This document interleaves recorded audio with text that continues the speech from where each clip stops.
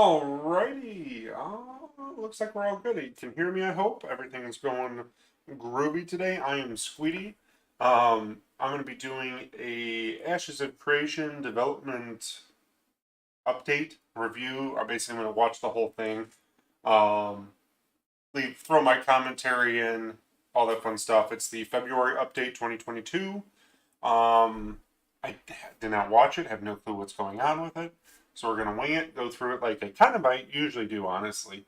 And it works out pretty well. So come join me, have fun, we'll chit chat. If you like what you see, you like what you see, we'll talk some more. And we'll go from there. Hopefully the sound is working for everything. Let me know, because I won't know, because I'm not really watching myself. Besides Streamlabs on the side here. And what else we got? That's about it. So let's jump right into it. This video is an hour and 23 minutes. So they go over the usual hour time limit, as I mean that's usual for Intrepid Studios. So let me know what you guys like from here. If there's anything interesting, anything boring, throw me your 2 cents in. Hopefully that everything's working. Let me check one more thing. Not the button I wanted. What I'm gonna do. And if you're looking for a guild to join for Ashes of Creation, come join us here. I greatly appreciate it. We got a good bunch of people that are going to start playing the game when it comes out. A bunch of us have betas, alpha key access. I know I have a ton of beta keys to give out. And if I cough a lot, sorry, I'm getting over a cold. So come join. Oh, wait, I did the wrong thing. That's the guild one. My bad. So the other one was where to find me. But if you're looking for a guild, here's our guild website. It's got a little stop page. You can check it out. It's got a link to our guilded server for voice comms and stuff. We play SWTOR right now. Yeah. I got that stuff out of the way. Make sure you subscribe to the channel. I'd greatly appreciate it. And let's see, speakers on, and let's play. Hopefully it's not too loud and I'm not too loud when we're balancing. Otherwise it'll be really annoying. We'll find out.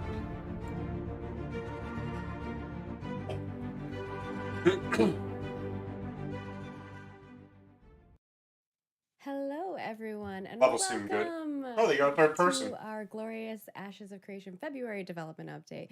We hope that you are all well and safe. Today, I am joined by, of course, our one and only creative director, Stephen Sharif, and we have a new face with us, Brian Langford, who is our executive producer and celebrating his 3-year anniversary today. Yes. Hey, everybody. It works. How are you? Welcome, Brian. Thank you. It's nice to be here. First, what do they say? Long-time listener, first-time caller. That's I funny. can't believe this lined up perfectly for your 3-year anniversary at the studio. I know. It's amazing. So That is I'm pretty honored to be cool. here. Thanks for having me on. Yeah. I think that people are going to have a fun time I hope kind of so. listening in on the aspect of development that is production, right? And Mhm. how much of a pivotal role you and the production team play in the process. So I think the audience is going to be pretty excited to hear from you. I hope he Cool. has something Yeah. to add, And- just doesn't sit there the whole time. Can we show puppers? He also has a Oh, dog. I feel like gosh. we have to show the puppers. Yeah. Hold on. Sorry. I'm He doesn't gonna. wanna I hope I don't make see. motion sickness here. One or two? Aw. Her name is Luna. There's just one. Luna. She's Yeah. so pretty. She's sleeping. She's like, leave me alone. Yeah. So funny story about sure. Luna is I don't remember when Oh, did we no, do our story game-a-thon, time. Brian, where we were doing some D&D, some Pathfinder sessions, and then Oh yeah, that was back in November. oh yeah, back in November, right? We were playing some Pathfinder, and Brian brought Luna over, and she just had this spot in my chair, in my couch, where she loved laying on her back, and she would like fall asleep with her paws up like this, and she'd be dreaming, and her paws would be like kicking every now and then. Aw, so It was cute. pretty That's awesome. her. Hopefully I don't get a work It call was pretty during the awesome. stream, because I'll be really mad. We'll get the show on the road here. As Stephen had mentioned, we will have a new segment today. But New we will segment? be covering our quick reminders. We have our studio update update. What does that production, mean? design, and engineering, and environment art, as well as character art. And we have something kind of new to show you on the character art side. More And then we character. also have I our hope that means Q&A, we're as closer per to alpha usual. or But before we get started with yeah, the alpha reminders, 2. Stephen wanted to set some expectations for today's stream. Yes, I did want to give an update. I know last stream I had spoken about us showing off some of the character creator. Just to give you guys a heads up, Not if you're not happening. in the show, that will not be this today's presentation. That still needs a little bit more time in the oven. The team's doing a great job so far, updates wise. I saw a little bit of a preview of that yesterday and last week. Okay. It is coming together. It's looking really good, but we want to make sure that when we show off work in progress, that it is in a presentable state, right? Even though we are a transparent development, we do have to be conscientious of first-time viewers and people who aren't as up to date or following, religiously the project. So they see something and they walk away with an impression that might be, oh, that's the final product. So there is some element of that we Fair have to enough. take into Fair account. enough. Even though we do show work in progress, we do show things that are not yet complete. We always want to make sure that they're in a presentable format, and that still needs a little bit of work. So we're But we hoping. will be revealing Yes. something that no one has ever seen before today. That is true. So No one Yes. ever. Little Stick around. consolation. yeah, Consolation stick reveal. around. Don't leave. We have a lot of cool stuff, and So we're what do also we going to got be then? talking about something a little bit more in depth that we haven't really talked about as in We'll depth. give you But yeah. you a hint that it is a character race that you have not seen yet. I wonder if it's a pirate. Yes, the final final Isn't it version behind of his its head on face the and whiteboard? whatnot. So it is one of the elves. We'll say that. We don't know which one. Now you're teasing, like Oh, wait. now you're giving too much away. That's That's an too elf. much. Because everyone was thinking Tolnar, and now they're like, well, now I'm it's not sorry. Tolnar. Way to go, Steven. I'm sorry. I would like Maybe to see you, the maybe you Tolnar. won't have to wait as long, but we'll see. I know. All right. I'll Sure, get so right old away and to ratty. the quick updates, and we'll get the show on the road. So first and This foremost, stuff looks we cool. have our Unbreakable I Bond keep forgetting. set I want to that will buy be something dropping from this over on set. March 9th, 2022 at 11 a.m. Pacific for the new one. So if you're interested in this awesome set, definitely go get it. It's very dwarven. The Dunir presence in this is very strong. And I'm excited to see people utilizing these ones. These are going to be fun. And then beyond that, we also did, instead of like a dev discussion this time around, we actually showed off some That new races. orc or whatever on the as right well. side Well, is we killing revealed me. some new races and race With his models, little as red well eyes as some and his updated nose. models for you guys last live stream. So that was the Oh. Vec, the Nakua, Dunir, Renkai, and Kalar models. Majority of those male models, other than the Dunir female. And we did ask you all for your feedback. So there are a whole bunch of forum threads available to you all. I think that there's one on the news or the announcement section that links to all of those. So super easy to find. Please give us your feedback. They've already been making some adjustments and changes based on your feedback. And you're actually going to see some of those changes Like today. what? So, we are taking everything to that- heart. doesn't We're his keeping in mind humans' the eyes sliders look a that you little guys want and funky? things like that. So definitely go over there, toss us your feedback. We super duper appreciate it. And we may have some more threads to add to our collection after today's stream. Beyond that, just a reminder that we do have our content creator program applications open. So if you are a content creator, you're interested I in wonder that, how many and hundreds of content people creation have does not just applied. mean videos and streamers. That could be you are a fan or a fan site, you create fan creations, you're a cosplayer, whatever it may be. How many feel hundreds free of people have to applied to apply this to and that they've been program. rejected? We aren't Or closing no the applications yet, communication. but when we do, we will let you guys know, and we'll let you know when we're starting to invite people into the program. I'm not upset, but I am upset. I think because we're gonna I've swap applied. over to our studio update. I know, sorry, no bingo card for you guys. It was a quick one. So, Stephen, take it away with the studio update. Yes, absolutely. Things have been going great over the month of February, actually. Luckily enough, this live stream actually is happening at the end of the month instead of the middle of the month, as we did in December, November. So I can give you a little bit more of an update. On the hiring front, we have been doing a great job. Our HR team with Stacy, Midori, Cameron have really been stepping up to the plate with regards to recruitment. We've had a considerable amount of hires over the start of this year. Between January and February, I think we've hired about 11 or 12 people, I think, actually. So it's been pretty That's pretty nice. good. Some of those new hires, you're going to be probably seeing their contributions here coming up in the live stream pretty quickly. They've already gone off to the races and have started to produce some pretty cool things. I'm very excited about their addition to the team. So very happy with that front. On the development side, progress towards Alpha 2 has been making a considerable amount of progress.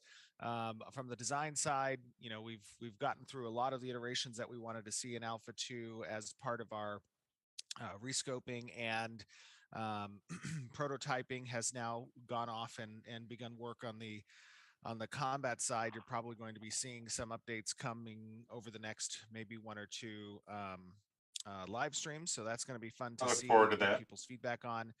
You've been seeing a lot of the character updates coming out of our character team for the races, the player character races. In addition to that, the environment team has has gotten a lot of work done on the biomes of Alpha 2, the playable area that we're going to have. Production has been doing a considerable amount of work on the roadmap towards Alpha 2, getting us greater navigational tools on that front as well. And engineering has been kicking away both on the feature sets that are going to be present in Alpha 2 that weren't in Alpha 1, expanding those feature sets, working on the network side, as well as the character customization and our back end from our microservices team. Okay. So a lot of great work has been done at the studio. Very excited for the progress that January and February has seen. It's looking good as a prognosis going forward. Just the amount of work that's getting done. So very excited. Positive. And yeah, I know you gave a shout out to the HR team, but I'm just going to give one more shout out to them because it's something that you don't think about as like an employee every day, but we've changed some of like the UI stuff that we're working with on the back end for like PTO, like requesting PTO, seeing other team members, how the hierarchy, like the org charts work, Yeah. like, Yep. and as a Yeah, leader, being able to like see my staff stuff really quick, like, and the UI just is so much better. I sure. appreciate all the work that they've been doing on that front. Yeah, John, John and I are constantly talking about, because HR falls under the operational side of his purview at the company, and really he's been very impressed with the work that HR has been doing, and so have I, and just kind of Must be seeing the nice to have your happiness that it husband brings to our leads and to run the the rest of the operations company. / finances. Some of those changes and things, you don't give it a second thought unless it's bad, and then when it's good and you're not thinking about it, that's the perfect situation. Yeah, it's like when all your Well said. employees are like, "Hey, this UI is weird. I don't know how to do this thing," and you're like, Yeah. let me talk to them, figure it out." But they did a fantastic job with that, so appreciate it greatly. Absolutely. Awesome. And I know people, you want a studio tour. We're not quite ready for that yet, but when we are, we'll let you know. We are starting to get some of the little areas set up, and we will be doing kind of starting up dev discussions at some point here. Once They have a that pretty is big complete. studio, I think, Stephen for has this to approve game. the budget for those. I want to items see so what they're that going we to can do start when that decorating game's and start launched recording and they in those reduce their spaces. staff. Also trying not to interrupt people's work. So that's also the other side of it, is get you guys cool content, but also, Are they not going to disturb reduce it people when from they're trying to 40 do their stuff. people, 50 people, whatever it is at? So with that, I To think we're going to swap 10? over to chatting with Brian Langford, our special guest today. Yay! I mean, what's the Mr. studio going to do? They Executive going to sell it and Producer. move? Tell us kind of like, let's first start with what is production? What does production do? Well, actually, wait, exactly? before we Ooh, even okay. begin there, Brian, Okay. tell me about what brought you into the gaming industry. Ooh, Oh okay, I my like that one. gosh. Wow. I've my whole life I've spent playing games. From the early 80s with my dad playing board games up through and all, getting console games and PlayStation and computer games. And realistically, Fun fact about Brian, by the way, you mentioned board games. Brian is an exceptional tabletop gamer, whether it's thank board you. games or his own creation of a economy card game. I was playing with him. Like, he is a very exceptional. We were playing Lords of Waterdeep the other day, and I was just like, okay, Brian, good stuff. I love Lords of Waterdeep. That's a good game. Yeah. Lords So of I mean, Waterdeep? passion has been always there for gaming to Google that later. and tabletop RPGs. So the blend naturally, of course, is D&D and fantasy games like that led me into wanting to be a part of the gaming industry. So I think maybe the best. In the 90s and early 2000s, I played a ton of StarCraft and Diablo and Blizzard games. There you go. And I was uh, doing web design for a more corporate job, and I was like, I really just need to break into the game industry. And so I tried my hand to get into Blizzard for I think over a year and a half or 2 years. Finally got in there and stayed there for 11 years and switched over into the production track away from sort of web design and web development stuff. So yeah, and then 11 years later, I left there and I went to NC Soft for a while, worked on Blade and Soul and a couple other titles there, and Nice. now I've found my new home, my home, my forever home. Yeah. So, what is it I about hope. production that attracted you to want to be a producer? So that's an interesting story. To some degree, anyways, I guess. I started in production in the cinematics group at Blizzard, and the high fidelity pre rendered cinematics were just the thing of Blizzard at the time, right? So it was a opportunity to get in at one of the coolest jobs possible. And I got my legs learning from some pretty cool cats there in the production field before switching gears, right? And before Yeah. leaving that group. So that's what really got me into production is being a part of that cool team. And then again, just once I learned all the production routes, it was my wings were intact. It was time to fly. Yeah, that's pretty awesome. So most people don't really probably know what production provides a development team during development. How Yep. would you go about explaining that role and what your team brings to a development Yes, tell me process? more. I love that question because that's the question I always get because people don't really. I mean, I know our community is super savvy, and so they probably Yes. already know this stuff. But Oh, but the perfect. question I get from people that are not, in gaming and in the industry and stuff, they say, "What the heck does a producer even do? What do you do? What do you?" What do you So produce? we what we do for the most part, like our underlying most important mission is supporting the development team and the process of development, right? And that takes on several hats. But primarily, it's making sure that we measure twice, cut once, look at things, work with leads to unblock any kind of problems they're having, set up dependencies so that people can keep, these buzzwords are going to kill me. But it's true. I mean, But they it's totally true, right? encapsulate what the process and the function is. Yeah. Yeah, oh yeah, 100%. It's just yeah. So yeah, we basically work to it's my ship navigation analogy that I use a lot with you at work, which is we try our best to create the opportunity maps. We can show you the shortest route from point A to point B. We can tell you all the risk that's involved with going straight there. We can have you navigate around a different around a different way to get there and tell you all the risks and opportunities and how it's a little slower, but maybe a little safer.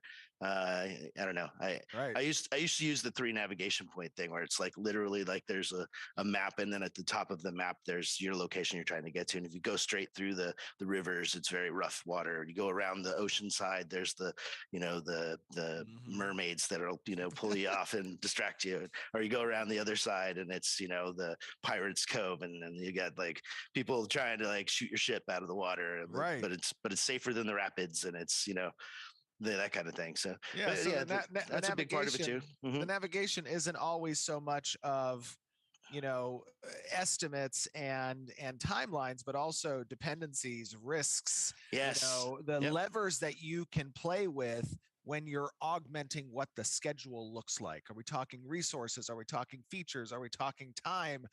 These are the 3 components that a producer says, these are your options. And that's always been such a benefit to me from your team and from you, has been being able to, prior to bringing on production, right? I'd always heard horror stories about production. And boy, is that specific to the team because Right. without what you and Jacob and Jonathan and Thomas and Benoit and Kevin, Don't miss what your anyone. team No, just did I kidding. miss anybody? I don't think I No. missed anybody there. I'm just messing with you. What your team provides me and the leads with is so important when talking about the overall scheme of bringing something to a milestone completion, right? That's right. and knowing when that milestone is going to occur, what are the risks associated with it, where are the dependencies, what are the blockers, helping communicate across teams. You guys are, in a sense, the nervous system of the development body, right? Yeah, I like that analogy. Yeah. Yeah, that's definitely what we do. And we're blessed to work with like a great team of people. And when we get in there into the trenches with people like the engineers, and we do identify, hey, these design docs they're coming over and they need to be fully spec'd out. We need to do feasibility checks. We need to then load in dependencies on tools and stuff like that. So that is very much what we're talking about with creating those navigation scenarios. Yeah, Yeah. absolutely, very cool. Yeah, super duper That was a nice important. rundown of the production. Do you guys feel like in the audience that you if you didn't know coming in what production does as part of a development team, do you feel like you have a better understanding now of the role that production plays in creating a thing like Ashes of Creation? Somebody said And a production. I think like a question that might be handy here, which is like, not a softball one, is more of when you do, encounter issues, how do you guys work on resolving those, right? As things may come up or things may Well, not that's another occur, big how part you of what production does is predict we it are better. literally at the forefront of visibility and communication too. So when there are issues and we can foresee them coming, which is part of our makeup. If we see those things coming, it's our job to try to pull people in and talk to them. It's what is it? Like lead by influence, right? Not with teeth. So it's get people in and go, hey guys, this might be a problem. Let's have a chat about what we could do with this, and then identify, like again, some scenarios that might pan out, and we pick and choose by collaborative means. All right. Yeah, very important. Okay. Another aspect of production is that they're working constantly with the leads of each I department. don't think that section for And production personally was understanding needed what here. a particular sprint entails for their team. Maybe in a right? month they had less in to talk helping to kick about. off Maybe that they don't sprint, have much to talk about. and Maybe we're 20 minutes and in still. identifying what it is that the expectancy is at the end of a particular sprint or milestone is going to be from a feature component, from a research component, and then incorporating that and translating that to the rest of the team so that the company as a whole has an understanding of the direction of a particular sprint or milestone. Right. Well, we're glad that people, y'all feel like you have a better understanding of it. I know Stephen and I talk about production a lot. So I wanted to kind do of give a you, face though? to that, as well as a little bit more of a background and understanding of like what it is. And if you guys have any questions about that, feel free to pop those in there. But Yeah. we will move on to our design and engineering because we still have quite a few pieces of content that we need to go over today. So tossing over to you, Stephen. First and foremost, what is design and engineering working on? And then I know we have kind of a little bit more of a deep dive that we're going to do on animal husbandry. Ooh. Oh, that's right. We're going to talk about animal husbandry. That's scary. I'm down for that. Oh my goodness. So, maybe do we have wasn't there's a little video on the animal Yeah, husbandry, for right? the that we animal can show? husbandry Oh, part. for the animal Yeah. husbandry. Do you want me to get into that now, or you want me to just talk about other stuff, design other things? Whichever one you want to do first. I Okay, think yeah. giving the overview Like might you're ruining be everything. handy, Sure. and My then we can go into plans. the deep dive. Absolutely. As you guys have been aware over the last few live streams, we've been talking about the process post Alpha 1 and preparing for Alpha 2 has been a lot of work on the design side of going through systems and iterating upon some of those systems and prepping some of the new tools for the Alpha 2 testing period for players to participate with. A big portion of that has been combat, has been class design. I think I have a 3-hour meeting today actually on some of the class changes or class hybrid class changes that we're looking to do for Alpha 2. Oh boy. A lot of that stuff has been very fruitful. 3 hours? Having these long discussions with the different design I pods, guess. designs broken up into different pods that relate to content, they relate to narrative, points of interest, nodes, combat, economy, itemization, crafting, artisanship. These pods all kind of have purview over what iterations are being made to some of those systems, some of those designs, and then they work closely with engineering to get those things implemented and developed from a feature standpoint. One of the really interesting discussions that we've had in preparation for Alpha 2 has been the rollout of the animal husbandry system. And I know we've talked a little bit about this in the past, what Talk some animal more, baby. husbandry is, what its intentions are. But we really got into some so first of all, let me kind of set the stage just so you guys have an understanding. And maybe at some point, maybe post launch of Ashes of Creation, we record all of our design discussion sessions, right? And I think it's really cool to have those things recorded, because Are you at some hinting at we point get in the to breed future, it those? might be an opportunity that we show those recordings. We I don't know. also we For also posterity's sake. we also Hold on have, now. we also have a bloopers folder where we keep silly stuff that has happened, like funny bugs and things like Yes. that we want to share with you guys.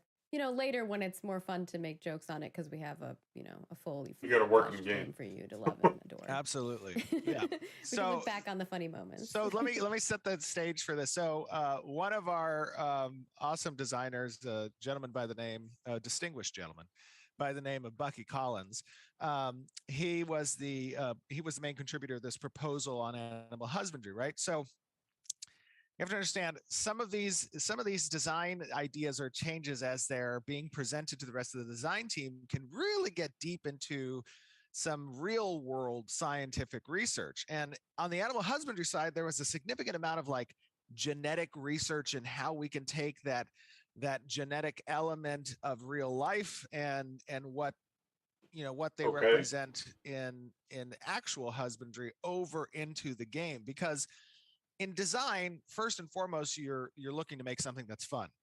But if what you make that's fun can also have some roots in realism in the real world, right, that makes it much more believable. The suspension of disbelief is not as great a barrier.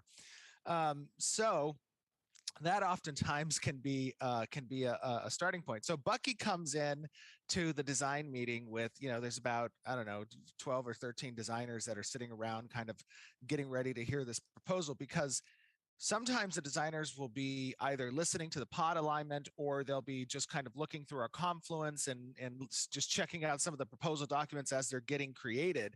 And this particular proposal doc on how to adjust animal husbandry for Alpha 2 was like 20 pages long, and they're supposed to be relatively shorter, but this just had so much reference material from real world genetics that was being brought over into the proposal. So Bucky shows up at the proposal meeting, and he pulls out a lab coat, and he puts on a lab coat with his doctor glasses, and he's like, "Good afternoon, everybody. I'll be your presenter today. My name is Dr. Bucky. You may refer to me as Dr. Bucky." Wait, did he really do this? Don't Yes, tell me. he Oh really- my God, I he- love It was you, amazing. Bucky. That's He really- hilarious. He That's really so did it. funny. I was dying, actually. It was That's so great. so It was hilarious. so great. So anyways, talking to you guys a little bit about the meat and potatoes of animal husbandry and what That's you fun can though. expect to see in Alpha 2 from That's a this good system. community if he can just walk in and do that. One of the big components of fun. animal husbandry is going to be taming. We talk about our artisan system, and you guys know this, that it exists within three main branches of gathering, processing, and crafting. Now, of course, let me caveat this: anything I say here is subject to change. But with that being said, taming is one of the gathering professions that players will be able to use to both locate, capture, and also tame wild creatures. Okay, so it's in game. gathering. Tame creatures can then be trained and bred, refined with the animal husbandry profession, right? So genetics in animal husbandry will follow the will follow a Mendelian model of real life genetics overlaid with magical tools that help understand and influence the process of these breeding of these animals in a fantastical way. Creatures will have characteristics that are determined by their genetics. There will be a multitude of traits that are related to appearance, performance, combat efficacy, even the different abilities that breeders can bring forward in a particular mount or pet, right? Okay. So no two creatures in Vero will be the exact same, meaning identical twins, right? You have a stat block that's going to be associated with certain combat stats or speed stats, endurances, and then you're also going to have ability systems that get overlaid on top of those from a mount's perspective or from a pet perspective. You'll be able to breed creatures, study the offspring, and make informed decisions when the features you want to pursue in the next generation become apparent in the offspring you've created. Species will have different traits. Creatures will have a wide variety of traits and characteristics, strengths, and weaknesses within their species. The best version of a species will need to be blended from creatures from many places across Vero, right? So it's not going. There is going to be an element of geographic location being relevant for the creation of certain types Yes. of breeds. Yes. I love that. That's important, and players will have to discover that. For example, the best horse would need speed from desert horses, right? The coat and the health from tundra steeds, and the size and strength of ones that might be in the riverlands. These types of things go towards creating the necessary offspring that can then create the type of mount you're looking for. And powerful traits will be hidden in rare spawns through rare mutations as well. Um, Mastery in animal husbandry will involve unlocking greater crossbreeding potential between species to create more fantastical creatures. And there's even the potential for entirely new species It's like Star Wars to be Galaxies. unlocked by master breeders who are pushing the limits. Lastly, once these creatures are actually born, there is an element of raising the creature. So animals need to be raised from birth to adulthood and trained for the intended purposes, either as a mount, a pet, a beast of burden, or livestock, right? Animal husbandry feeds a lot of these different aspects. And you'll be able to specialize your focus as an animal husbandrist, if that's a word, um, to one of those particular ends. Players have a More multitude like a of activities. rancher. You're like ranching. Or a rancher. There you go. Yeah, a rancher. A husbandrist. I don't know. I like the husbandrist. No, Yeah, just yeah, for sure. a Steward. multitude of activities to perform, like feeding, cleaning the creatures, taking them out for practice rides, training them to fight monsters, etc. This period is very important, however, the training period, because it will have the greatest influence on the resulting quality of the genetically determined stats and abilities of the creature once they reach adulthood. So basically, as you're discovering these different genetic paths when pairing different animals and the offspring is born, it will have a window of where a stat block will land, but where it lands will be determined by the training phase, by raising the creature up. And that's going to be an important aspect. So it's just to give you a little bit of insight like kind it. of on where some of these professions are going, especially animal husbandry is a big profession, right? And it lives across two worlds, from gathering to processing, with the taming aspect and then the actual husbandry. Um, and these are things that in Alpha 2 we're going to be needing to collect a lot of data on, because that's something that is going to be important to see how players interact with this, and how relevant is it across our artisanship system. Is there too much of an emphasis on animal husbandry, right? Is that profession just larger than many of the other professions, and having kind of an equilibrium between those things? Yeah, um, actually, there were people asking if this was going to be a more like a deeper profession versus the other professions, like the comparison, or can they expect all the other professions to have that much like depth within them? So that's a great question, and honestly, it was a concern among our design team when we were discussing this, right?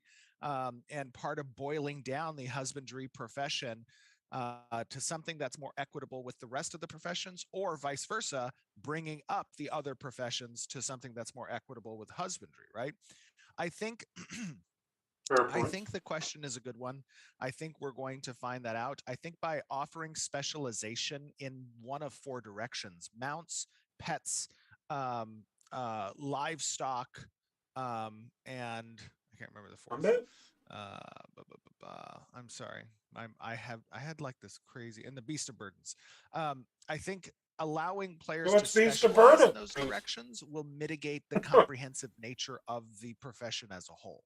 So there will Right. be like a subsidiary to the Pretty much profession. you'll Yeah. be able to You you'll be able specialize. to specialize in one of those four, Could right? you And then specialize in all of them, or would you only be able to specialize in one? I just know uh, that people are going to ask yeah, that. sure, it's a great question. So there's going to be some limited function to how many professions players can master, and within the animal husbandry system, that might also be true, right? Okay. Where when you choose one of those specializations, you may have some base access at a low level across all four, and then as you progress further in one of those, similarly to how we've architected the artisan system as a whole, you will only be able to specialize in one. Makes perfect Um, sense. I like it. so Okay. but it is a fair concern, and it is something that Alpha 2 is intended to test. People are wondering if fish would be included in those breeding. Like, are those considered monsters or creatures? So there will Fish? be Is it separate aquatic than creatures fishing? that are there will well not specifically fishing, but there No. are aquatic creatures both from a pet and mount perspective um, that you'll be able to breed as well. Okay, So that's cool. Then beyond that, people had asked, will there be RNG elements, or is it more like what you were saying, where you need to go to these locations and research these places to bring these breeds together? well, anytime I would imagine we're discussing genetics, there's going to be an element of RNG, right? This is just scratching the surface of what was discussed as part of the system itself. But there are elements of recessive and dominant genes and the discovery of certain types of characteristics that mounts you breed will have based on that RNG element. You can increase the chances there based on proficiency. Makes sense. You can also increase the chances based on method, based on resources. It's not something that is a pie in the sky RNG number, but rather something that you can hone over time. And then the next question is in regards to like the recipes for, I don't know if you'd call it recipes, but the recipes for breeding different creatures. Will there be like a central place for people to share those recipes, or, anything like that, or a place where they can sell discovered Yeah, information? that's a good question. I'm not sure that there are going to be recipes per se. Instead, what we're thinking about with the husbandry system is going to be a user interface panel that gives kind of a record of your successes and failures with certain types of breeding attempts, Yes. right? And then from Perfect. there, if you choose to share that information with other I individuals, remember you in Star can, Wars of course. Galaxies when I would But it's not something that's going to be bioengineer and streamlined through an interface that you would use. do With Beastmaster, with I would have notes and Look, piles you of guys notes use of the word recipe. success I'm and just copying your question. Somebody failures said and sex blah appeals. blah blah. Oh, it's so tiring. And for those who maybe didn't catch everything that Stephen had Someone mentioned said- before, we will have this up on our YouTube channel so you can replay it and relive it, because he did already talk about, taming and raising creatures and Live it again. basically how the system works. I like how Georgia Build said, "Oh no, what happens to the failures?" Well, You have a little graveyard in your you have freehold. farms and you use animal byproducts all the times across There the you farm, go. right? You never let anything go to waste. That's There true. you go.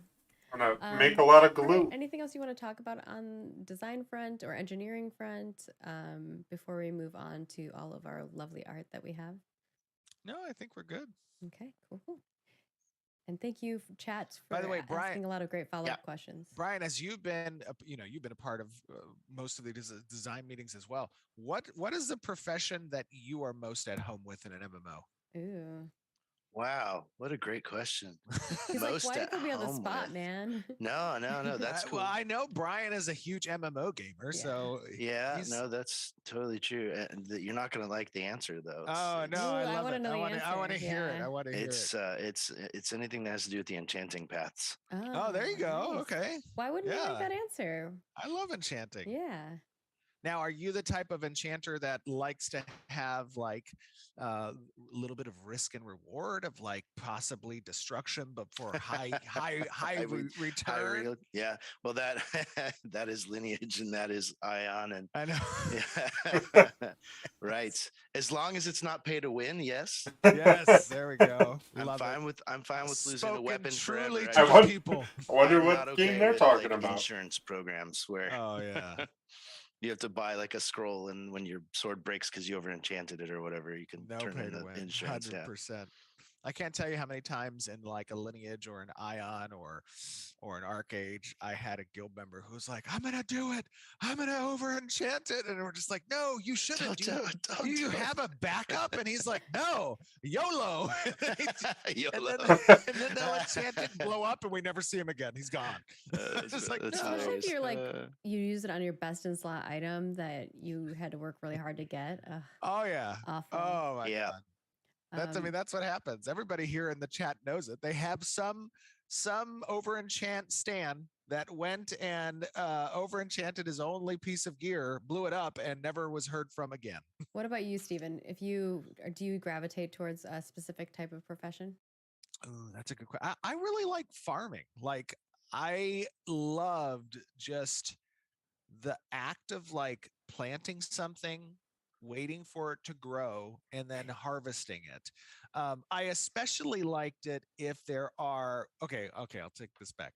So I do like that. I think that's relaxing. Like after I'm out adventuring or something, I just go to my home, I'll literally role play, lay it like sit in my chair or lay in my bed, get some rested experience, and I'll just watch a little YouTube video or whatever. Get up, go check the like grounds. Do I need to pick up some herbs and shit?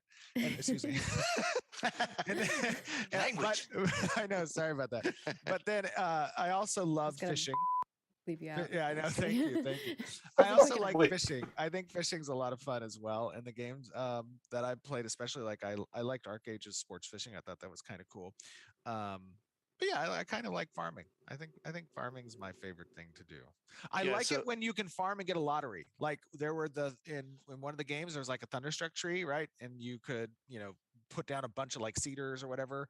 And I always anticipated coming back to the farm and was like, am I gonna get a thunderstruck or what's gonna happen here? And then yeah, you didn't get any.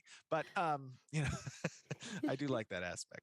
Yeah, those I d- those ones that the mini games, like those are, when I say gravitate towards like enchanting, there's less of a mini game ever in enchanting. It's always recipes and it's collection, right? Oh yeah. But doing the mini games that's a lot of fun. That's good times in MMOs.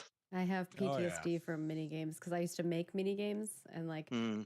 when I was a designer back in the day, we did a lot of like flash mini games. So I have qualms. I like playing them as a player, but creating them was a pain. Oh, yeah. I think for me, I always change it up. It depends on like the class I'm playing in the game that I'm playing and what's the best, like what I'm going to benefit from the most is what I normally go with. But I do like farming. I feel like farming always ends up being something that's like off to the side. It's not specific to your class stuff. Whereas I find with Well, class, anyways, I always someone's end up gonna either ask being like me. a leather worker or a Uh-huh. blacksmith or something like that. able to Husbandry, benefit from Beastmaster, for my I love character. doing that. And my Any game I've guild. touched. Yeah, I definitely want to see Not many benefit, games with it though. from any system I interact with. And, some beneficial progression. Honestly, I craft Yeah. everything. Dude, I always dabble in Alright. a little bit, Well, let's Back move when I on played Star Wars to Galaxies, I our did a little bit of By like the way, real quick, tailoring. Is that armor buffalo mech. as like very small, or is the fox It- very big? You know, It I is would touch very small. everything. I actually was thinking Like, that, for a but year, I didn't I'd think I play had time one, to, like, focus on it, rescale it. So I get was really like, good I'm at not it, gonna make him move reach on into with the my life. sea. But I was like, Is that like a very pygmy tiny. buffalo, or a water buffalo, or a giant? He's a baby. He's a pocket He's buffalo. a baby bull. Just He's a Baby bull. teacup Yeah. buffalo. Okay, got Aw, Making teacup ships in buffalo. this game That's might actually be kind fun. of adorable. We do need Might little be tiny fun and versions. exciting. These guys are the coolest. These are my favorite creatures so far. They're just so it. Oh yeah, cool looking. the big boys, Yeah, chunguses. the chunguses. I hope that's their name, I'm moving Chunguses. on to environment art. You've heard us talk about the Riverlands actually a lot throughout this stream already. If you go back and replay it and put all the pieces together, maybe you'll get bonus points from me. But this is kind of the area on the map that we're going to be talking about right now. And I'm going to show you some basically what our environment team has been working on is really focusing on the biome work. Specifically, they have a lot of things to showcase on the Riverlands perspective. And this is the ancestral home of the Aelin humans, currently home of the Kalar humans. So if you are a Kalar, maybe this will be very intriguing for you. Yeah. So I will show you some. Yeah, I just went through a biome review yesterday with Environment and the Art Council, and I was looking at these concept pieces that Richmond did, and I was like, wow, these definitely capture What is that? A elements giant golem? of our riverlands that we want to have, but even more so incorporating some additional fantastical elements, right? Like there's one of my most, and I don't know, you guys obviously are Lord of the Rings fans. You've seen Lord of the Rings. Yeah. But one So of my true, favorite so true. scenes is in the Fellowship when they're going down that river and they come across those ancient statues that are just like giant statues, and they're like putting their hand out. Remember that? Yeah. Remember that scene when they come across those two We giant have statues? some big Oh, I statues know, like that I in know. game. Yeah. Absolutely. Some really cool ones. Oh yeah. Those Tell me that more. like moment to me was super was Like iconic for really you. iconic in that series, right? And having elements that are incorporated as part of our biomes, right? Not even just from a I like the adventure fact there's standpoint, but boats just on this from a river. set dressing perspective for the territory itself. Having I hope big, we're able to bring fantastical boats elements of that from like the ocean I think lends all the itself way to telling the inland, story of because a fantasy that world. would be cool. Oh, 100%. A drink. It's things Yeah. that you can't experience like in real life, right? But still feel almost realistic Almost. in a fantastical sense. Yeah, so this is going to be one of the primary biomes. I believe there's 8 that are scheduled for for Alpha 1. And the Riverlands is going to be a big portion of that. Yes, and it is a very extremely like fertile alluvial plain. There's lots Alpha of 2, Alpha 2. I'm yeah. sorry, I said Alpha 1. Alpha 2. Sorry. There's going to be like a lot of lakes, rivers, estuaries to create networks of like picturesque hills surrounded by vast river networks. So you're kind of getting a little depiction of those elements in these, as well as the land is kind of broken up regularly with modest forest and little rocky outcroppings. And eventually they'll drain down to a coastal area. So if you look at the whole entire map, you can kind of see where those rivers and those lakes kind of go down to, all reminiscent of classic pastoral farmlands. So very, very fertile lands that will be great for farming, kind of fitting right perfectly into the animal husbandry topic that we were talking about before. Okay. This would be a great place to have your creatures kind of like grow up and have a lot of things for them to eat and being able to provide a lot of crops and farming for yourself. For sure. Moving on from there, we have some Pyri node concept art. These are really rough, so very early stage exploration of these. They're experimenting with a lot of structure types, node layouts, materials, to begin to understand what works and doesn't work. Specifically for the Pyri and the Renkai, we have to keep in mind a lot of the mode design the node design limitations, including like racial influence, transfer, layout restrictions, location influence, etc. So these are really complex problems that they're trying to solve and keep in mind as they're building out these areas, especially for the unique races. So early on, they're just trying to kind of test their waters, see where things are, and see where Steven wants to kind of align everything. Yeah, I think the big component here when looking at these concepts for the Pyre is essentially, their architecture is infused almost with the surrounding trees and vegetation, right? And then how do we encapsulate that from a node perspective in biomes that may not be forest oriented, right? You're going to have an outcropping of these large tree structures that are integrated with the building types on the footprint of the node itself. So you may have an outcropping of trees in the middle of a desert. How are we? These are the types of questions that some of these cultures and architectures, the way that the node system is built, that they can exist across a spread of 18 biomes, but at the same time have to represent the cultural influence of these cultures that are intrinsically a part of a specific biome, like the Pyre, right? Now, the Pyre are the extreme example from a culture perspective, because they're the one that's most integrated with this idea of trees you're looking at. This one is This is the Renkai. Yeah. What are they, just mud? That's something that these concepts and those concepts were done by Joe, I believe, for the Pyre. Joe was for the Pirate, and then the Renkai was Ryan. For Ryan Richmond. Mhm. Yeah. The Renkai I wrote it down this time, so I know exactly who wrote it. Who did Nice, it. perfect, very good. Yeah. The same thing is true here with these assets, right? Part of the biome that the Renkai are accustomed to is a more swamp or marsh oriented, right? So they have these almost stilt-like foundations on some of the assets because they're intended to sit above that marsh type area. Well, how does that translate when we're moving into a desert? Or it's at a node in a tundra, right? Those are elements that have to be taken into consideration as part of the environment's purview of creating a seamless transition between the influences of these cultures and the biomes in which they exist, which can be diverse. Yeah. So the environment team has been very, very busy. Very. Beyond that, they are obviously are continuing work on, props. So here are some concepts for some wagons for the Balloon that they're working towards. So you can kind of see a few different versions of this. Right. I'm going to get drink working refill. on, I'll let this run. I totally felt seconds. like these were rickshaws. that. I could Yeah. instead of a mount, you have like an NPC character Just like, pulling the yeah, thing. yeah.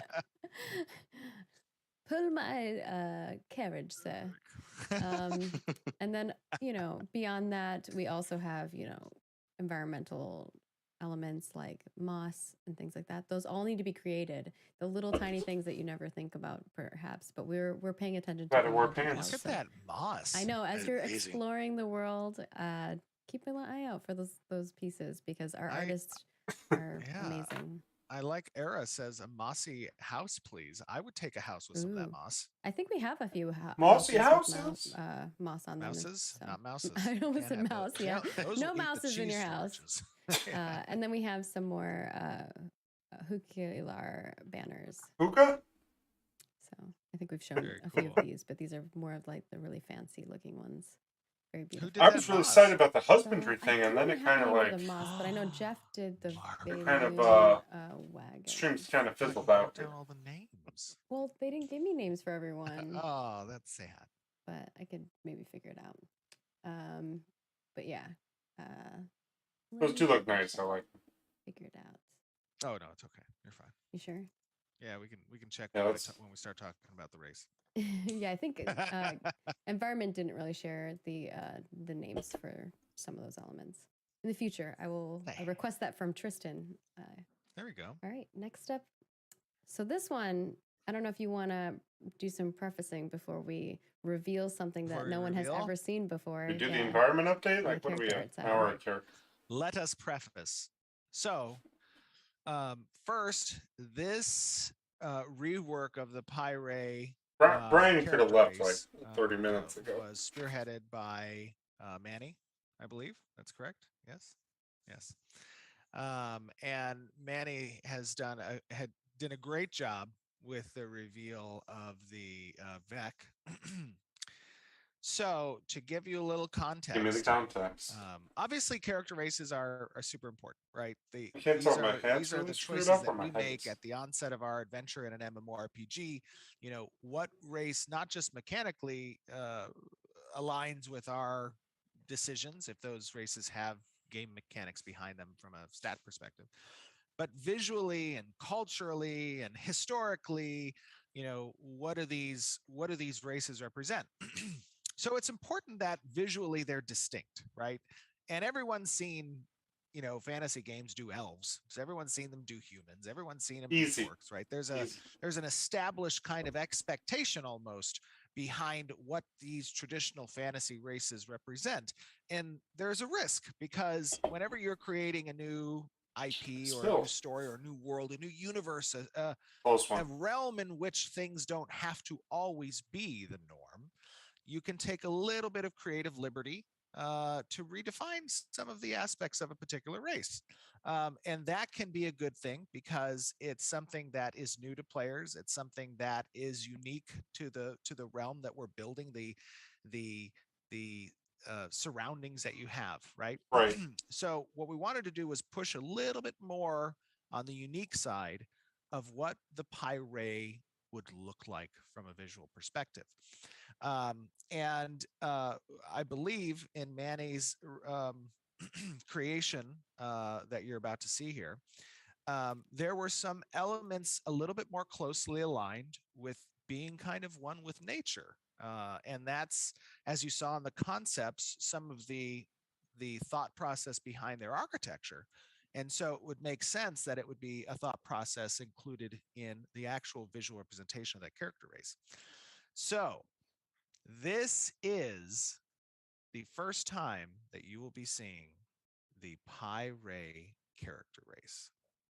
Ooh. Let us show it. Okay. It has been shown. So There it beautiful. is. That's cool. I like that. There is the Pyre. I don't mind that. I think character some of their other designs are what wonky. Well, that's And cool. we also have some of the modeling work we'll show you in a little bit Yeah. that's begun as well. But just to give a little bit more context here. So I can see, I think that you guys like it. I don't think they like it, Stephen. I wish They're the not ears fans. had roots No, in that it. is- Because, that like, is- if you look how I the do have roots some come up, questions that I want Here, I to. got a mouse. I know that they're going to ask. roots start is, here. For like, instance, do I have to have just antlers disappears. as a Why? Sure, appearing that's a character, right? great question. Why isn't there any roots and or that anything is in the ears? really the predominant characteristic Also, that stands apart eyebrows. between what traditional wood elves from a No. fantasy sense have been and what our approach has been with Ashes of Creation. So the answer is yes. Players will have to have some form of these antlers slash, you know, Secondary side of that, I bark know we structures. haven't revealed Toolnar things, but how will that be balanced in regards to Toolnar having horns versus Pyre? Sure, I think that you know, that they can live with each other, right? There's obviously an element of the silhouette that needs to be distinct and unique, because from just the fact that we do have PvP in the game, you always want to offer a visual threat assessment, knowing the characters you're coming up against, right? From a Right. distance. Horns can be a part of that visual silhouette, but I think they'll be distinct enough that players will be able to recognize the difference. Additionally, one thing of note, you asked, players are interested, you know, do they have to have these? They do. Mhm. However, from a character customization standpoint, these will be adjustable, right? Their length, their size, their width, their color, whether or not they'll have features like flowers that can bloom on the actual antlers, if they have Dang, buds, son. right? I guess How do I'm those making an antlers elf. I know interact who, with which one of my climates characters as going to you get move it. into them, right? Do they bloom in a The artists temperate are losing their zone? minds right now. They're No, like, Steven, no, we have already Langford's showed over there this like feature. production feature stuff. That's been scoped already. We've Yeah, already just trolling. we have already scoped that. Remember, if you guys will recall, about two Years ago. live streams ago, we showed, what's the little turtle dude's name? Terrapin is that the Terrapin. terrapin turtle? The terrapin turtle. The terrapin turtle. We tortoise? show yeah, Uh, terrapin Little turtle tortoise. dude. We showed you that with different weathers and time of day, that the effects around the I wonder little if that's tree true. stump, right, changed. The same can be I'll true. be honest, I don't remember that potentially at all. for character races as well. And as an example, having flowers that might bloom on these antlers, I think, would be an interesting component. Maybe they're bioluminescent, right? Maybe you can unlock these types of As you character level, featurettes later, if you could have in the more. game as well. But That anyways, would be, those are adjustable. I'd like that. And players can. So when you're a as newbie, matter you of fact, maybe they don't like have to be you don't have symmetrical either. They anything. can be Then as you get asymmetrical, to level 10, you have a in seedling. those adjustments. I think that 20, works it as well. starts to sprout, bud, and maybe you got one So at yeah, 30, let's and take a then look at more the, start appearing. Let's take a look at the All right. model of this Yeah. The Let's work- do now- it. Now, I'm actually keep in mind, liking this this. is work in progress. So the model component here is still being created in preparation for Alpha 2. I and this totally is know which one just of my a characters rough This is is going just to a get walkout. this. sculpt. Yeah. Yep. I always This is a have like sculpt I have that, 4 was main it Atkins that did characters in this, video or- like no, MMOs. this is the same. This is This I is got very like cool. my Yeah, this is Larkin. Awesome. My main Very cool. character is the Very beefy cool. tank. Yeah, so Gong this is the model. has either starting been to like get worked a on. You will see melee this in Star being Wars: The very Old Republic. close He's a to trooper, the image but you in just Star saw, Wars Galaxies, he was my once crafter. it's complete. And then once we get probably it end hooked up being a crafter and again put in into the here. character And I've customize- got Sokka as my big customizer, buff healer you're guy, going to be usually able to- off to like a see big just manly race. the level of Star Wars flexibility Galaxies, he was and a customization that's going to be what do provided you by call our it, a engineering Wookiee. character teams. And then I have my female Aki, little petite little lady, perfect for that face yes, they are. and this whole design. And then beyond that, and I'm sure we're gonna get your guys' feedback on that front, so we'll probably I'll have the Hope community I didn't talk over anything managers important, put but I up don't something care. for you. But we'll definitely want your feedback on this beauty. So definitely. It let looks us like know, Margaret. what It you're looks like thinking. Margaret. I just realized. Absolutely. And by the way, you guys gave great feedback on the Vec and the character. I like races this. post I like last that stream. look. That's the first one. I didn't So, like the By all dwarf means, please very go much. give some commentary. I forget which as you did subset it before was. on our Reddit, on our forums, on Twitter, But whatever. I tell like us what you this. think about the Pyre. I would like to You know, see is how this the racing whole Definitely body the looks. easiest If there's for more us to wood, consolidate the feedback. So plant if you features. can post there, that would be super handy for Hey, our but team. I want them everywhere. They can be everywhere. We're gonna gather it. It's just I'm Everywhere. letting them know like it's the easiest for us to gather when it's on our forums. I like it when they share across their social medias and sure. people get to see things that they might not see if they're just on our forums. So go and talk about it. Free Yes. marketing. All right. Next up, Marketing, we have marketing. some updates for our Kalar Renkai based on some of the feedback that you all provided. Okay, what do we So got? I'll start with the Kalar. Boobies! And we have our female version, which is the first time we're showing her updates as well. Oh, so these are some of the skin updates, yeah? Yes. And the first time they're seeing the female Kalar. Really? Yeah. Well, Oh, with the new re- updates. The Yeah. redone. Yeah. I love her hair. Yeah. Hair's her hair's good. really pretty. Skin update's great. His eye's a little wonky to me. Did they have those types of bikinis in the Middle Ages? I don't think so. Brian, did they? We're gonna change it up. No, I don't know. I'm gonna go research it. Kidding. Just Research bras. Go. Medieval bras. I think I Medieval have actually bikinis. searched that before for a purpose of something like this before. It's funny. Purpose, something like this. Okay. All right. Then we Somebody also said, have somebody said, LOL, people pooped in buckets, dude.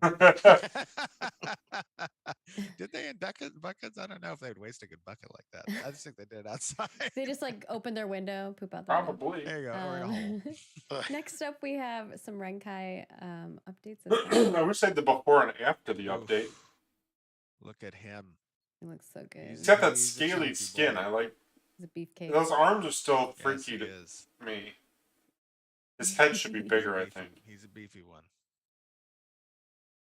Yeah, I I'm like not- the, I'm not totally I like opposed the to this. influence, almost what appears to be somewhat scaly on the arms and the back and the skin a little bit. I mean, it looks like, he may have some type of influences of Dragonborn in his lineage or something. I don't know. That's maybe something people can theorize about or chat about if the Renkai or their parent race, the Kai Vec, had some history with a dragon at some point. Oh, maybe. yeah. I wonder. The dragon Yeah, came yeah. and It's Yeah. really Raped funny because someone humans. asked us in PI, they're like, "Are they dragons?" And we're like, Uh, "You don't know." Yeah, and doesn't their banner also have a dragon in the Maybe. iconography? Excuse me. Maybe. That's interesting. It's an Very interesting take. An interesting. interesting Yeah, idea. okay, I'd like Steven. to explore that one a little bit. Whatever, dude. Okay. Beyond that, It could we just do be have- dry skin. It could just Maybe he be needs dry some A skin. lotion. great dry Guy needs skin a better pattern. body works.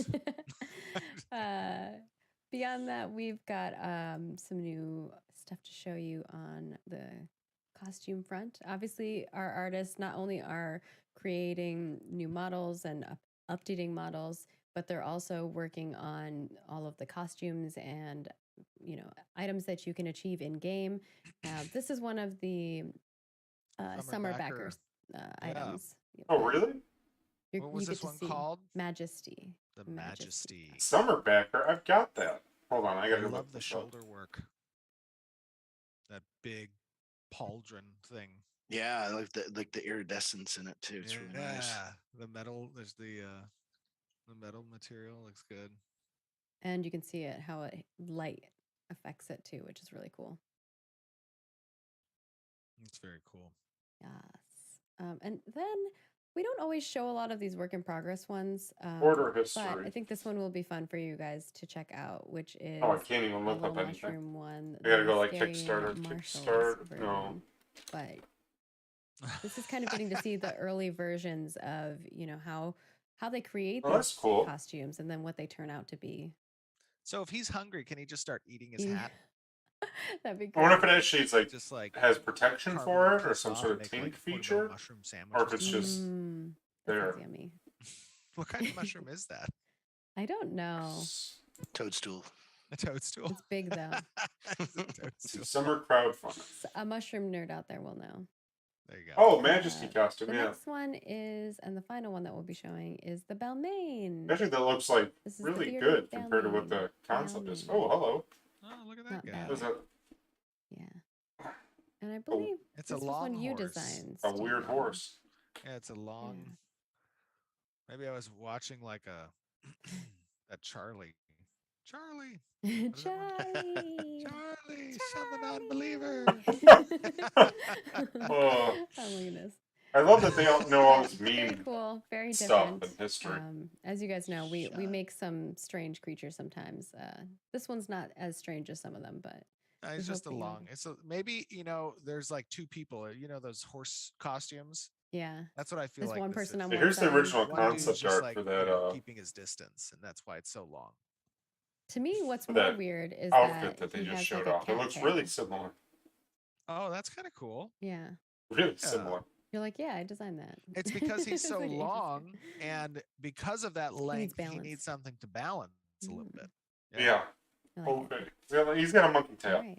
And then with that, we will head on to our Q&A. Ooh, new stuff. New stuff. New So, stuff. I will try to get through these as quickly as possible because I know we're a little over time. You're always Our over time. question first to start us off is Bergund Ironguard, and this is about enemy AI. Will enemy AI be aware of their environmental surroundings, and would ranged NPCs be able to use cover when fighting players? I hope. Ooh, that's a good question.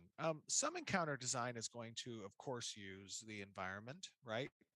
Whether that be from a hazards perspective, or there's AI that, at a certain hit point percentage or some condition is met, some predicate's met, the behavior tree says, go run behind this corner, right? Like there is definitely going to be examples of that as part of our encounter designs. Okay. Whether that's going to be something that's heavily used as part of our general overland population, it might be, probably not as prevalent there. But yeah, that's something that's going to be available through our AI systems. All right. And then our next question is from Fozuzu, and they want to know about naval content. Will any classes or archetypes have buffs or restrictions during naval combat, or will they behave the same as they do on land? Specific class related interaction on the naval side. There's definitely going to be elements of utility in class design that will be beneficial for naval gameplay. Like what? Whether or not that is going to be highly focused as a naval specific ability, probably not. But there will be some overlap with those utility skills and So circumstances. as my tank has a harpoon, I can grab someone and yank them. I mean, that'd be fun. Two boats next to each other shooting. You yank someone off of their boat, like that's got they're shooting cannons, but you yank them first. That's beneficial, of And you course, just beat them up on yours and then toss them You over. go overboard, I suppose. Let's hope you stay Right. on your boat as much as possible. Absolutely. Okay. Our next question is from Hurt May, and they want to know about climate effects. Assuming certain abilities are stronger or weaker in different climates, does that extend to the weekly seasons and the more varied weather changes across Vera?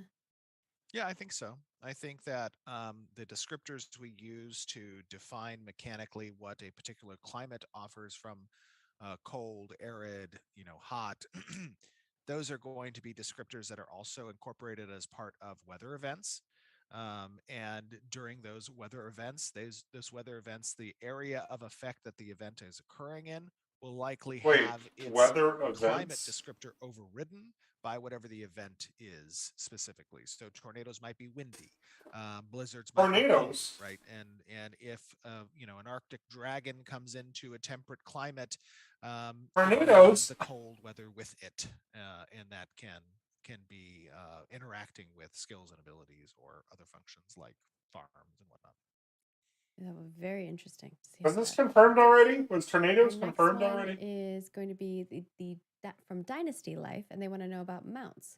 Will you be able to negate fall damage while mounted? Tornadoes. And if not, would there be a reduced amount of fall damage or no I'm reduction at excited all? now. And I know we've talked about fall damage before, Sure. but I don't think we've talked about while you're on a mount what Yeah. our intended I solutions think are. I think the intended solution for falling while mounted is that the damage is still going to occur, but it will first be soaked by the mount's hit points. Okay. And then if there is overflow and the mount Oh dies no. as a result, then we'll have to determine whether we want that overflow to go to the character or if the mount will soak the overflow. Um, but that's something that we'll Let it probably go to the test. player. All right. And this Well, one's that makes from sense. Neuroguy, and they want to know about procedural generation. You've mentioned procedural generation catacombs under Divine Metropolises, but do you currently have any plans to use procedural generation for any other types of content? Like any examples for dungeons or raids or islands, etc.? Sure. I think that procedural tools are good as long as that procedural is well defined and has specific parameters for which it exists and is not going to be visually or mechanically perceived as procedural, Okay. right? Like that to me is the gray area of using. I mean, obviously MMOs are huge, right? And wherever we can leverage procedural mechanics in such a way that does not appear procedural, we should. So there's a healthy blend between the things that we do in having defined parameters for it and then incorporating a procedural component. And in that sense, it will be perceived well. But where the predominance of kind of what we're implementing should be curated or by design. Yeah, and we've Makes shown sense. some things. If you watched our last live stream, we showed the road system and how those roads will kind of be generated, as well as how they will level up based on nodes. So very Right. interesting. And to Yeah. be clear, like even on the road front, right? Like hmm There's still those restrictions. paths are defined between each node prior, right? So they become visible and progress when the predicates dictate a node reaches a certain level, or some tree falls in the center of the road or something, right? So in a sense, those aren't really procedural per se, but they're kind of curated in those connections. Uh, but yeah. But yeah. All right. The next one here is from Overthrow, and they want to know about inventory. How much larger will a Metropolis warehouse's inventory be than a caravan's inventory? And I know that's very specific. You might not have the answer to that, but Caravans that is the inventory. question. Yeah, that's a very good question, actually. Trad's been doing a Wait. good amount of work with the. And I know that's very specific. All right. The next one here is from Overthrow, and they want to know about inventory. How much larger will a Metropolis warehouse's inventory be than a caravan's Oh. inventory? And I know that's very specific. You might not have the answer to that, but Caravans that is the inventory. question. Yeah, that's a very good question, actually. Trad's been doing a good amount of work with the inventory system, and we, I think, have really cool plans for Alpha 2 that that utilize this unique inventory Right. system, what is the what is the difference between capacity in a caravan versus that of a warehouse, right? So one of the things we're talking about with caravans is that resources get placed in crates, right? Okay. And caravans have crate capacity, and crates have different levels of quality. And the higher the quality of the crate, the greater diversity of materials can be stored within the crate and the greater the capacity potentially. However, you would need a crate to transfer supplies back to a caravansary or back to a node, from which then you have the storage capacity in your warehouse or in your inventories. Okay. So transported goods by caravan require crate capacity first, and then can translate into storage capacity within a warehouse inventory management system or a personal inventory bag management system. Okay. That's just to give you a little bit of insight. That's part of the direction that we've been going in iterating upon our inventory management system and how caravans interact with that inventory management and material resources. And then where those will live for Alpha 2 is going to be a lot of testing, of course, I bet. but there's some elements of that. And like all things, we're in development, so everything's subject to change. So just keeping that in mind as well. But Right. Right. I would like an endless crate, Stephen. An endless A crate, bottomless nice. crate. Pay to win. Pay to win. I have to talk to Trad about that. Okay, Trad, The hook me up, veritable bro. bag of holding. Hook me up. Yes, Yeah. there you go. The bag of holding, Yeah. or the handy haversack. Yes, yeah. We can't That's have funny. those. Those are Yes. someone else's, but Oh, sad. our next question is from Bartik, and they want to know about freeholds. Will processing within freeholds be passive or require some kind of activity or mini game to work? I missed the first part. What is it in freeholds you're talking about? Will processing within processing. freeholds be passive or require some kind of activity or mini game to work? Both. Oh, Right both. now, the proposal isn't that it's a mini game. I want to kind of stay away from the mini game aspect, and we're going to try it as an opt-in. But right now, processing as mean it an stands opt-in? for Alpha 2's implementation is that there is a certain amount of prep work that's required first for the industry specific component, which is the building, right? That prep work might be finding a certain amount of lumber to light the fire in a kiln or whatever, right? To a certain temperature in order for you to process a certain grade of ore, and that grade of ore being malleable then into an ingot, right? And that produces that ingot, so to speak. Now, in that process, there's a gathering component, there's a preparatory phase, there is a time related component, and then there's also possibilities that the machine you're using itself has some type of gameplay layer should the kiln get overheated, or and you have to throw some water on it or something. Like there are elements there in that process that we kind of want to mimic, this gameplay opportunity for players to interact and not just be a time sink. But time sink is also a component of it as well, because that's the throttle for the introduction of processed materials from raw gatherables into the economy. Okay. So yeah. All right. This next one is from Emberstone, and they want to know about mount skills. Will there be skills for mounts dedicated to making long distance traveling fun? And I know we have talked about mount skills already in the past. I think this is specifically about more like fun things they can do whilst they're traveling on their mount.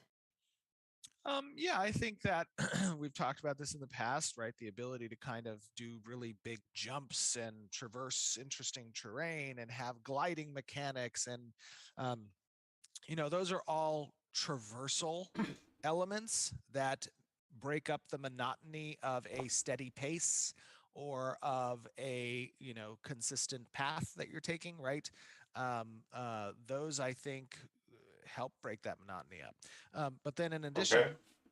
we have travel between nodes, right? That can be had, which is more almost automated to a sense, right? Either you take a flight path or your ground-based mount is like running along, and if you want to break them off that path, like you can interject. But if there is, from node A to B, you can travel faster than normal mount speed between node A and B, but you have to go to B before you go to C with that system. You can't go from A to C, so to speak, right? So that's something that we're working on as well. Okay. And then we have our second to last, our penultimate question from Nia is about world building. What do you think about adding additional satellites surrounding Vera? An example being multiple moons or celestial bodies in the night sky. Who said there was only one moon? Yeah, there are Mm. multiple moons. I think we've said that in the past. Yeah. Oh, I didn't there are know that. multiple moons.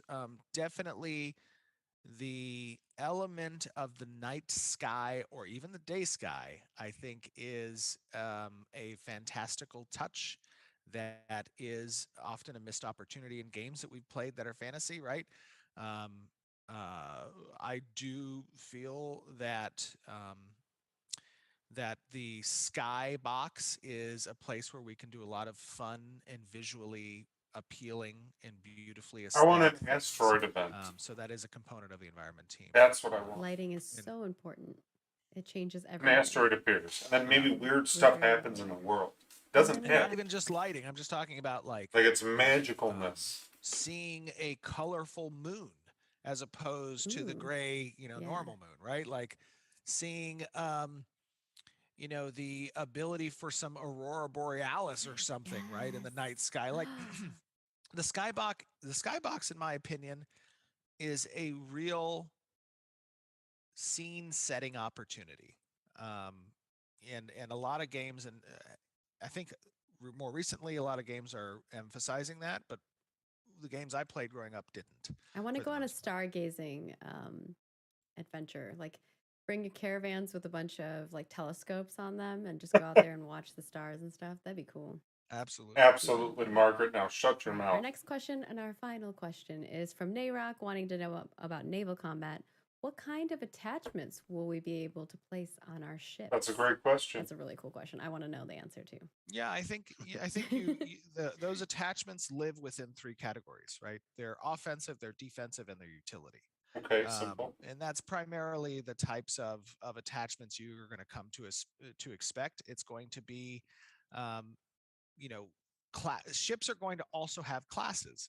Those classes are going to dictate the type of attachments that can be applied and in what quantity, right? Like a military vessel type may have more capacity for weapon-based attachments, right? Makes sense. A transport ship might have more capacity for defensive-based attachments, and then you'll have more versatile ships that can share across those types. So, in that sense, you are constructing a componentized ship for the types of activities you intend to do. Military. Are you a raider? Are you a mover of No, goods? military. Are you an adventurer? Can I have multiple These types of ships? things are going to inform your decision of what the How many attachments ships you're do I going to have? in those three categories. All right, very cool. And that is it. Anything else either of you guys want to add in here before we wrap up for today's stream? Another month has gone by. Another month has gone by. Still no Alpha 2. We're into we're heading into March. Are you guys ready? I'm ready. I'm definitely ready. No, there's been a lot of awesome things going on, and honestly, it's great that you guys in the audience are super patient with this Alpha 2 process. We appreciate that from a development side. We want to show you all the things, and as every month goes by, we are getting closer really and like closer this to look. showing I you really some do. of these I don't care about these. systems and the new that combat and the new tree chick. art aspects. And we hope you guys are enjoying kind of watching along with that process. I'm gonna have because it means a lot to us. such to a get your hard time feedback. It means figuring a out lot to these us to races' see your names. excitement. That's always a very healthy and positive relationship between us as developers and you guys as the community. And the more you see things, the more you're able to spread the word about Ashes. So we appreciate that as well. As we start to get more things in a presentable state, I'm excited to see your guys' response to that. It's going to be fun next few months. And Looking it'll be the forward most to fun it. for my team too, because we get to write articles and make video content and share that along with you all as well. So I'm very excited. Absolutely. And thank you, Langford, for joining us. Yes, Thank you. Brian, that was Thank fun. you for having me. Am I muted? Yes. Yeah, No, you're good. Okay, We good. can hear you. Anything Awesome. you want to say to the community? Now that It you was have really the nice fuck to meet off. you guys. Thanks for hanging out with me That's what he today. said. And happy Uh, 3 years, Brian. Yeah. Yeah, I Happy 3 know, years. right? Happy 3 years. It's been great. I'm looking forward to the next 30. 30. Yes. Love it. 30. For You're sure. cutting us short. Come on, 60. They say they're going to be inventing something soon medically that'll let us expand the human lifespan by like twofold. Wow. see. I hope they get that sooner than later. I know, right? I hope they get it within my lifetime so I can live long. Yeah. That's what I'm saying. I got things to do, man. What do you have to do, All right, Margaret? with What do you have to do? that, we hope that you like seeing the new race model for the Pyre. And if you do, definitely give us feedback. If you don't like something, let us know. We will have some more form posts up as well with feedback. So just give us all the feedback that you possibly can. We love it and appreciate it. And you're already seeing adjustments and changes, and you will be seeing those as we progress through our development process. Our February cosmetics will be swapping over on March 9th. So if you want those, get them now. And of course, thank you all for tuning in. And thank you to Brian and Stephen for joining me. I know y'all are busy. And to all of you, stay healthy and safe. We appreciate you. And if you want to relive the action of this live stream, we will have it up on our YouTube channel. And it will also be cut up on our Twitch channel for you really quickly as soon as the stream is over. And follow us on all of our social channels: Twitter, Facebook, Instagram, Snapchat, whatever your jam is. Whatever your jam. We post there quite often, a lot. We interact with you all. So we'd love to see you there. And if you want to chat with us more, we're on Discord, our Ashes of Creation Discord, as well as over on our forums. So come hang out with us, come chat with us, and we will see you next month for another development update. Bye, Cool. everybody. Bye, Cool. everybody. Toodles.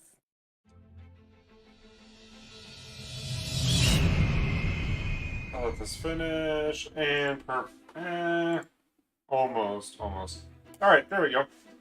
Thanks guys for watching. I greatly appreciate it. It was kind of light there for this live stream. A little disappointed per se. I did enjoy it. I like the wood elves. That's what I'm gonna call them. That's what we're gonna deal with, everybody. The husbandry they talked about. Love that. I look forward to dabbling with that when the game comes out and in the alphas and betas. I really do. And all that other fun stuff. So I don't have much else. Just remember, guys, check out my stuff here, squeetee.com, Facebook, YouTube, Twitch. I'm Squeetee everywhere. Subscribe to me, follow me, leave a like. I greatly appreciate it. I do these monthly. Sometimes they're on the day of the live stream. Sometimes they're a couple days later. Depends on my life. Because I do work a ton. And things, my work likes to surprise stuff on me since I'm on call. So never know what my my life is going to be and when I'm going to have time. But I do like to do this as much as I can. If you are looking for a guild for Ashes of Creation, or you want to join us in SWOTOR, Star Wars The Republic, we're playing that currently. Have a decent sized little guild. We're just putzing around doing our own thing. bmfguild.xyz. That's our landing page. You can check it out, all that fun stuff, and join our gilded server. It's like Discord, but I like it more. That's it. I don't care. I know everybody's got Discord, but I'm going with gilded. It's got better features. What else do we got? That's about it. See you guys next time. Hopefully we have a little more invigorating stream next time, and check out for all my content. I pretty much have a video up at least every other day, if not every day, of some sort of gameplay. Mainly doing Halo and Star Wars: The Old Republic. They just had their expansion and Ashes stuff, and that's what I'm focusing on right now. Some random stuff here and there, usual real life stuff. Yeah, thank you. Have a good one, bye, guys. But guys, I'll see you later.